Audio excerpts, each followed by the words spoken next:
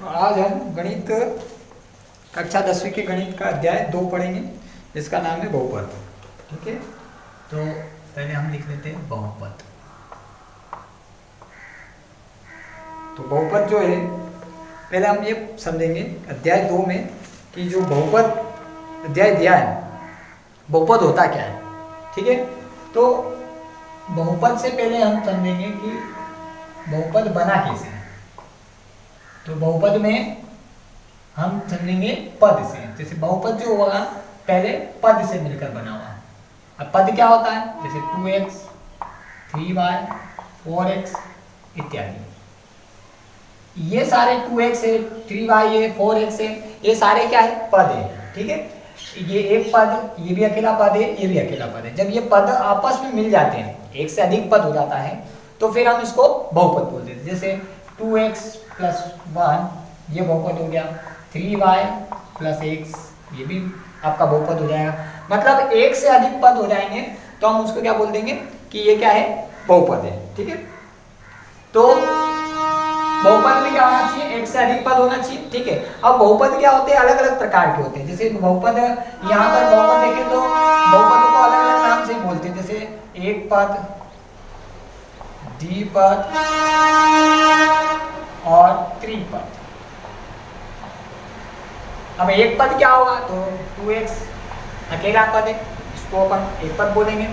यहाँ पर द्विपद में 2 पद आ जाएंगे और त्रिपद में कोई 3 पद आ जाएंगे, 3y और z इत्यादि।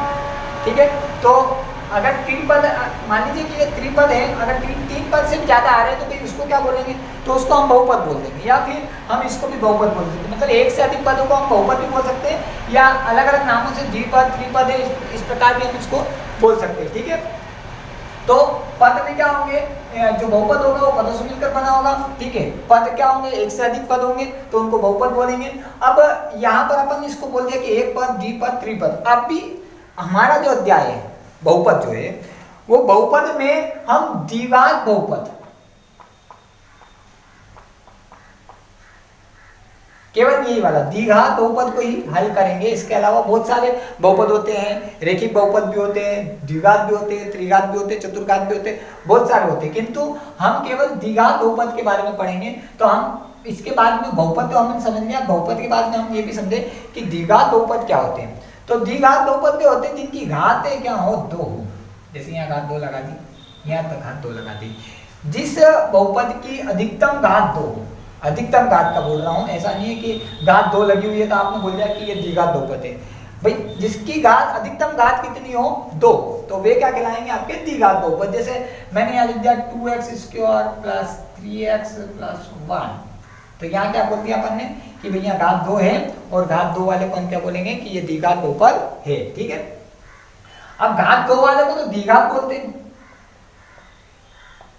और साथ में हमें ये भी पता होना चाहिए कि अगर किसी घात 1 लिखी हुई है तो उसको कौन सा बहुपद बोलेंगे, इसका भी नाम होना चाहिए। तो इसको बोलेंगे अपन रेखिक बहुपद।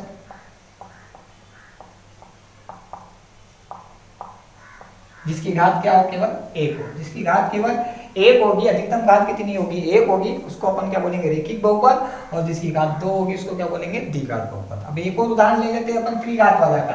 तो मान लीजिए कि यहाँ पे लिया मैंने 2x⁻3, फिर 2x⁻2 ले लिया, 3x + 1, ये अपन ने कोई जो है बहुपद लिया है ना, तो ये बहुपद है। पर ये कौन सा बहुपद है, तो भाई घात के आधार पर ये त्रिघात बहुपद है। कौन सा है, त्रिघात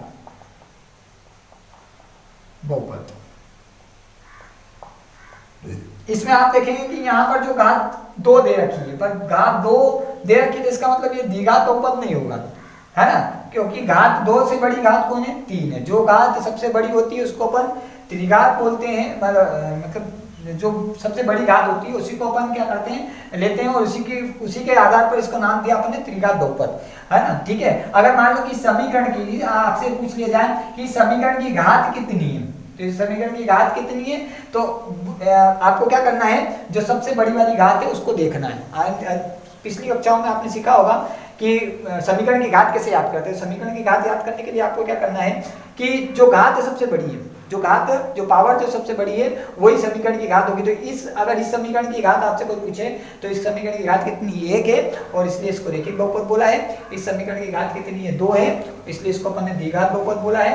और इस समीकरण की घात कितनी है, 3 है, इसलिए अपन ने इसको क्या बोला, त्रिघात बहुपद बोला। ठीक है, तो ये घातों के आधार पर जो बहुपद होते हैं वो अलग अलग होते हैं, पदों के आधार पर भी बहुपद अलग अलग नाम से जाने जाते हैं। किंतु अभी हमें जो अध्याय 2 है तो केवल अपन क्या करेंगे, द्विघात बहुपद के बारे में पढ़ेंगे कि भाई द्विघात बहुपद को किस प्रकार सोल्व किया जाता है या उनके हल किस प्रकार याद किए जाते हैं। ठीक है, तो यहाँ पर बहुपद की घात, अगर आपसे कोई बहुपद की घात पूछे तो आप बता सकते हो।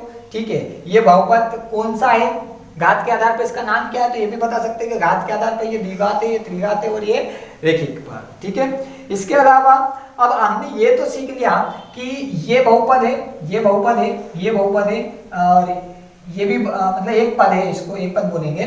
ठीक है, अब कौन सा जो है बहुपद नहीं होगा, ये भी अपने को पता होना चाहिए कि बहुपद किसे नहीं बोलेंगे पर। तो बहुपद किसे नहीं बोलेंगे,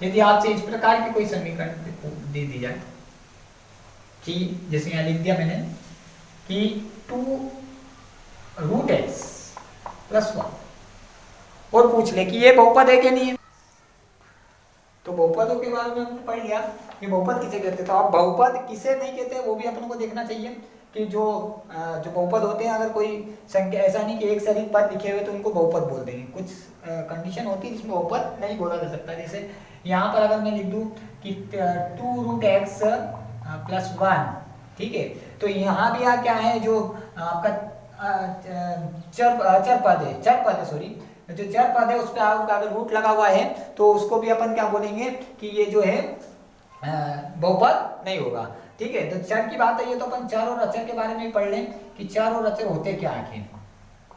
ठीक है, तो जो चर होते हैं, चर में आपका x, y, z या ABCD का कोई भी अक्षर ले लीजिए, सारे क्या होते हैं, चर में आते हैं। और सॉरी 1 2 3 4 5 अगर कोई गिनती लिखी हुई है, काउंटिंग लिखी हुई है, कोई नंबर लिखा हुआ है, तो वे सारे क्या होंगे, अचर होंगे। ठीक है, और चर जो होंगे आपका x y z होंगे। और दूसरे एक बात और ध्यान रखेंगे कि जो चर पद होते हैं उनके मान जो होते हैं अनिश्चित होते हैं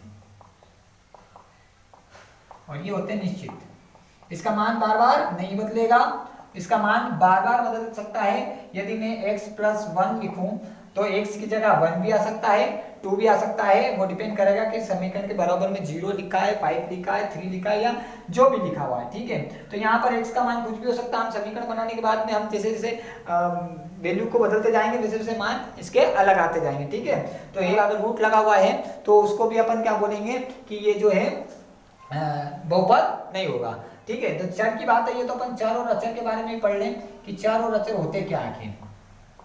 ठीक है, तो जो चर होते हैं, चर में आपका x, y, z या ABCD का कोई भी अक्षर ले लीजिए, सारे क्या होते हैं, चर में आते हैं। और सॉरी 1 2 3 4 5 अगर कोई गिनती लिखी हुई है, काउंटिंग लिखी हुई है, कोई नंबर लिखा हुआ है, तो वे सारे क्या होंगे, अचर होंगे। ठीक है, और चर जो होंगे आपका x y z होंगे। और दूसरे एक बात और ध्यान रखेंगे कि जो चर पद होते हैं उनके मान जो होते हैं अनिश्चित होते हैं और ये होते हैं निश्चित। इसका मान बार बार नहीं बदलेगा, इसका मान बार बार बदल सकता है। यदि मैं x + 1 लिखूं तो x की जगह 1 भी आ सकता है, 2 भी आ सकता है, वो डिपेंड करेगा कि समीकरण के बराबर में 0 लिखा है, 5 लिखा है, 3 लिखा है या जो भी लिखा हुआ है। ठीक है, तो यहाँ पर x का मान कुछ भी हो सकता है। हम समीकरण बनाने के बाद में हम जैसे जैसे वैल्यू को बदलते जाएंगे वैसे वैसे मान इसके अलग आते जाएंगे। ठीक है, तो x y z जो होते हैं, जो चर पद होते हैं, उनके मान जो होते हैं निश्चित नहीं होते। अचर पद के मान क्या होते हैं, निश्चित होते हैं, ये बदलेंगे नहीं। जैसे मैंने यहाँ पर x + 1 लिखा है तो ये 1 तो फिक्स है, 1 कभी 2 नहीं होगा, पर x की जगह क्या आएगा ये फिक्स नहीं है। ये समीकरण पे डिपेंड करेगा कि इसमें जो हमारा प्रश्न होगा उस पर डिपेंड करेगा कि x का मान क्या आ सकता है। ठीक है, तो आपको याद रखना कि चर पद और अचर पद क्या होते हैं। चर जो होगा क्या होगा, जो आपका अनिश्चित होगा, बार बार बदलेगा। अचर जो बार बार नहीं बदलेगा। ठीक है, याद कैसे करेंगे भैया, चर जो होता है, चर शब्द मतलब चरना, चरना शब्द आपने पढ़ा होगा या सुना होगा, जो पशु वगैरह रहते हैं वो चरना उनको चराते हैं तो वे एक जगह नहीं होते हैं, वे चरते चरते इधर उधर कहीं भी फिक्स नहीं होते, इधर उधर जाते रहते हैं। तो इसलिए चर जो होते हैं निश्चित नहीं होते हैं, अनिश्चित होते हैं, वे बदल सकते हैं। ठीक है, तो चर वर्ग की बात आ गई। तो यहाँ पर अगर अपन ने रूट, अगर चर पद जो है उस पर रूट लगा हुआ है तो फिर हम ये बोलते हैं कि ये जो है बहुपद नहीं है। ठीक है, बहुपद का मतलब ये होगा कि उसकी अधिक मतलब उसकी कम से कम घात 1 होनी चाहिए। कितनी होनी चाहिए? कम से कम घात 1। जैसे यहाँ पर अगर x+1 लिखूं तो इसकी घात कितनी है? 1 है। अब 1 से कम घात नहीं होनी चाहिए। अगर यहाँ पर रूट इसकी बात की जाए तो इसकी घात कितनी है? अगर रूट लगा हुआ है तो घात कितनी है? अगर रूट हटाएंगे तो घात कितनी लगाएंगे? कितनी लगेगी? x⁴ जब रूट हटता है तो रूट की, यहाँ पर रूट की पावर कितनी है अभी? 2 है। तो जब घात हटाएंगे तो पावर क्या आ जाएगी? 1/2। अभी 1 से कम हो गई, 1/2 हो गई। तो अगर घात आपकी जो है 1 से कम है तो फिर वो बहुपद नहीं कहलाएगा। तो आपको ज्यादा ध्यान नहीं रखना, आपको इतना ध्यान रखना है कि यदि x y z पे अगर रूट लगा हुआ है तो वो बहुपद नहीं होगा। इसके अलावा यदि आपका जो चर पद है वो बटे में आता है, जैसे x+1/x लिखते हैं, तो यहाँ तो घात 1 बन गई पर यहाँ पर घात नहीं बन पाएगी, ये बटे में है। और अगर ये x में ऊपर ले जाने की कोशिश करो तो चला तो जाएगा पर पावर इसकी हो जाएगी -1। अब पावर अगर माइनस में होगी तो फिर 1 से कम हो गई, और 1 से कम हो गई मतलब क्या है? बहुपद नहीं है। तो दो तरीके याद कर, केवल 2 ही टाइप के हैं जो बहुपद नहीं होंगे। एक तो आप ये ध्यान रख लीजिए कि जो आपका चर पद है, चर पद पे आपका जो है रूट नहीं होना चाहिए। दूसरा आपका चर पद जो है बटे में नहीं होना चाहिए, नीचे नहीं होना चाहिए, क्योंकि नीचे बटे में होगा, अगर ऊपर ले जाएंगे तो उसकी पावर हो जाएगी माइनस में, और पावर अगर 1 से कम आती है तो हम उसको बहुपद नहीं बोलते हैं। तो इतना आपको समझ में आ गया कि बहुपद किसको बोलते हैं और किसको नहीं बोलते हैं। ठीक है, बहुपद की घात के आधार पे हम उनको अलग अलग नामों से पुकारते हैं। हम अभी कौन सा करेंगे भैया? द्विघात बहुपद। ठीक है, तो आपका जो अध्याय 2 है वो बहुपद है। द्विघात बहुपद के बारे में पढ़ लिया आपने, त्रिघात के बारे में पढ़ लिया। ठीक है, इसके बाद में हमने एक और, यहाँ पर ये जो बहुपद है इसका एक मेन टॉपिक है बहुपद के शून्य। तो शून्य क्या होते हैं? सबसे पहले है ना, पहले टॉपिक है कि शून्य क्या होंगे। तो शून्य क्या होंगे तो आप सीधा समझेंगे कि यहाँ मैंने अगर x+1 लिखा हुआ तो दिए गए, ये बहुपद है, दिए गए बहुपद को जो मान शून्य कर दे वही शून्य कहलाएगा। जैसे यहाँ पर x को क्या बोलेंगे? चर। तो चर का ऐसा मान जो दिए गए बहुपद को क्या कर दे? शून्य कर दे। दिए गए बहुपद को कर दे? शून्य कर दे। तो दिए गए बहुपद को अगर अपन शून्य कर देता है तो वो मान क्या कहलाता है? शून्य कहलाता है ना। इसको निकालना अपन आगे सीखेंगे, पर पहले हम इसी डेफिनेशन की परिभाषा अपन पढ़ लेते हैं कि जो शून्य होता है वो क्या करता है? बहुपद को क्या कर देता है? शून्य कर देता है। तो परिभाषा क्या हो गई कि जो ऐसा मान, चर का ऐसा मान जो बहुपद को क्या कर दे?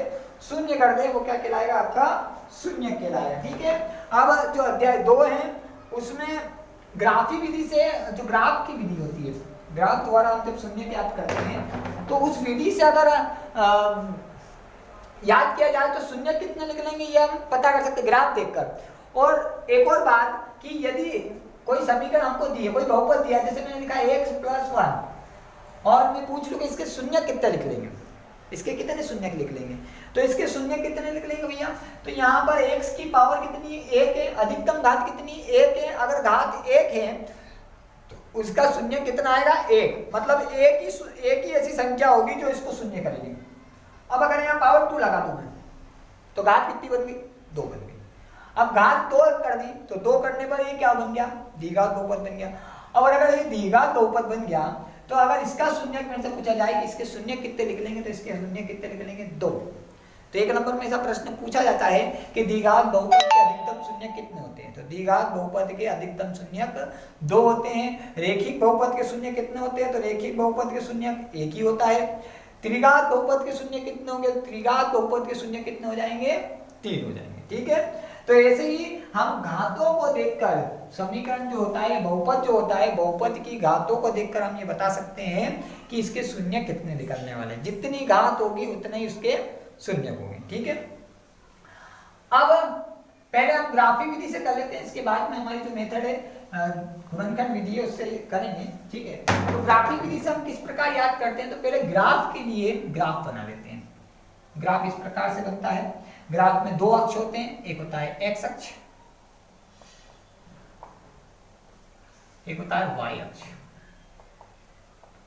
ठीक है, दो अक्ष होते हैं। तो जब हम ग्राफ विधि से किसी समीकरण को हल करते हैं तो उसमें कोई रेखा प्राप्त होती है, और उस रेखा को जब हम यहाँ अंकित बिंदु को मिलाते हैं, जैसे मान लो एक बिंदु यहाँ मिला, एक बिंदु यहाँ मिला, और एक बिंदु को यहाँ मिल गया, एक बिंदु यहाँ मिल गया, हमने इसको मिलाया ऐसे। ठीक है, तो मिलाने के बाद में यहाँ पर एक तो यहाँ कटा, एक यहाँ कटा और एक यहाँ कटा। ठीक है, तो यहाँ पर शून्य कितने हो जाएंगे भैया? 3। कितने शून्य? 3।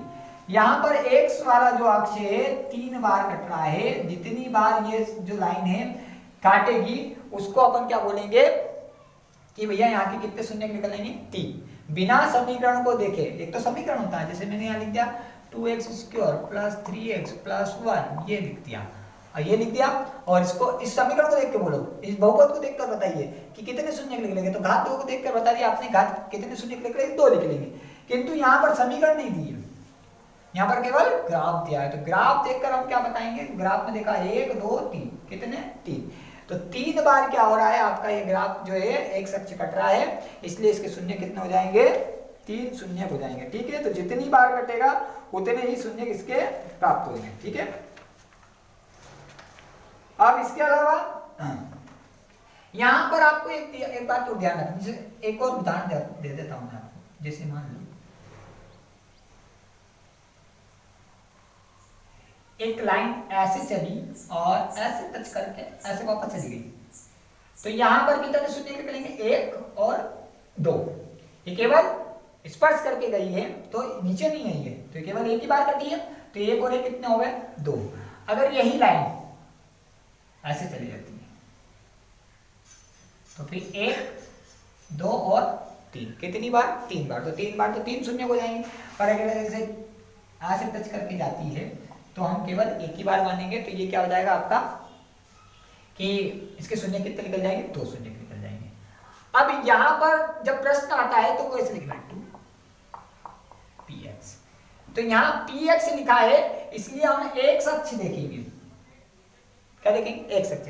मतलब यहां पर अब जैसे y बराबर px पर बताइए कितने शून्य मिलेंगे? तो 1 2 3 4 शून्य मिलेंगे। अगर यही मैं पलट दूं, ऐसा लिख दूं x बराबर py, और फिर आपसे शून्य पूछा जाए तो शून्य का, अब आप शून्य देखिए, अब आप शून्य देखेंगे तो आप देखेंगे y अक्ष कितनी बार कट रहा है। यहाँ py लिखा है ना, इसका मतलब क्या? y अक्ष कितनी बार कट रहा है। ठीक है, तो यहाँ पर y कितनी बार कटा? एक ही बार कटा, तो y एक बार कटा, इसका मतलब क्या हो गया कि कितने शून्य निकलेंगे? 1 शून्य निकलेंगे। तो प्रश्न 2 प्रकार से दे सकता है, ऐसा नहीं कि आपको x अक्ष का ही पूछेगा, वो y अक्ष का भी पूछ लेगा। तो आपको ये देखना है y के लिए इसका आंसर कितना है। इसके लिए अगर ये वाला समीकरण दे रखा है उसके अंदर तो 1 ही है, और अगर ये वाला समीकरण दिया तो 1 2 3 4, कितने शून्य?